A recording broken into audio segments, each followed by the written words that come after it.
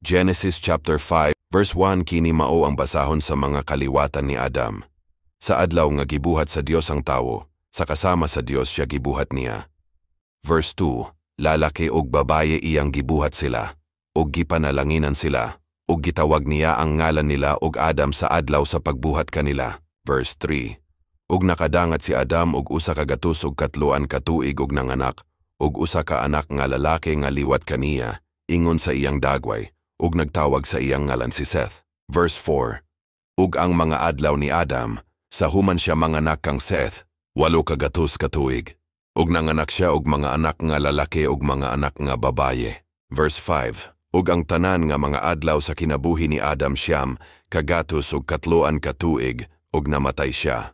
Verse 6, ug nakadangat si Seth og usa ka gatos ug 5 ka tuig, ug nanganak kang Enos. Verse 7, ug si Seth sa human manganak kang Enos, nakadangat og 8 ka gatos ug 7 ka tuig, ug nanganak siya og mga anak nga lalaki ug mga anak nga babaye. Verse 8, ug ang tanan nga mga adlaw ni Seth siyam ka gatos ug 10 ug 2 ka tuig, ug namatay siya. Verse 9, ug nakadangat si Enos og kasiyaman ka tuig ug nanganak kang Kainan.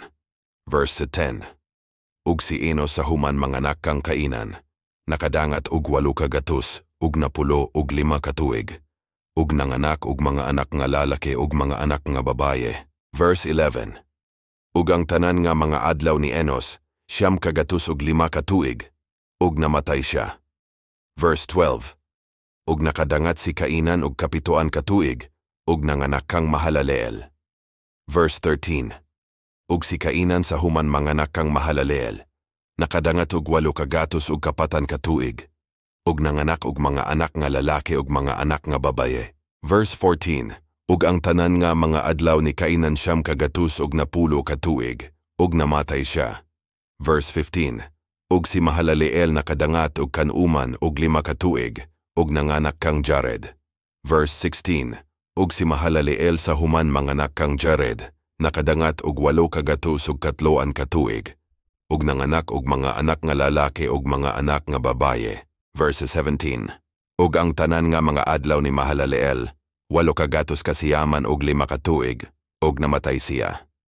Verse 18, ug si Jared nakadangat og usa ka gatos ug kanuman ug 2 ka tuig, ug nanganak kang Henok.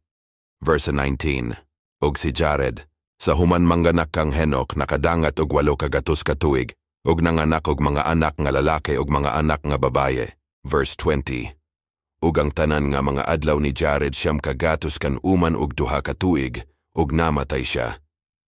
Verse 21, ug si Henok nakadangat ug kanuman ug 5 ka tuig, ug nanganak kang Mathusalam. Verse 22, ug naglakaw si Henok kuyog sa Dios sa human siya manganak kang Mathusalam, ug 3 ka gatos ka tuig, ug nanganak og mga anak nga lalaki ug mga anak nga babaye. Verse 23, ug ang tanan nga mga adlaw ni Henok midangat, ug 3 ka gatos ug kanuman, ug 5 ka tuig. Verse 24, ug si Henok naglakaw uban sa Dios, ug nawala siya, kay gikuha siya sa Dios. Verse 25, ug nakadangat si Mathusalam, ug usa ka gatos kawaluan ug 7 ka tuig, ug nanganak kang Lamek. Verse 26, ug si Mathusalam, sa human manganak kang Lamek, nakadangat og 7 ka gatos kawaluan ug 2 ka tuig, ug nanganak siya og mga anak nga lalaki ug mga anak nga babaye. Verse 27, ug ang tanan nga mga adlaw ni Mathusalam siyam ka gatos kanuman, ug siyam ka tuig, ug namatay siya. Verse 28, ug nakadangat si Lamek og usa ka gatos kawaluan ug 2 ka tuig, ug nanganak og usa ka anak nga lalaki. Verse 29, ug gitawag niya ang iyang ngalan si Noe nga nagaingon, kini siya magalipay kanato sa atong buhat, ug sa kabudlay sa atong mga kamot, nga moabot tungod sa yuta nga gitunglo ni Jehova.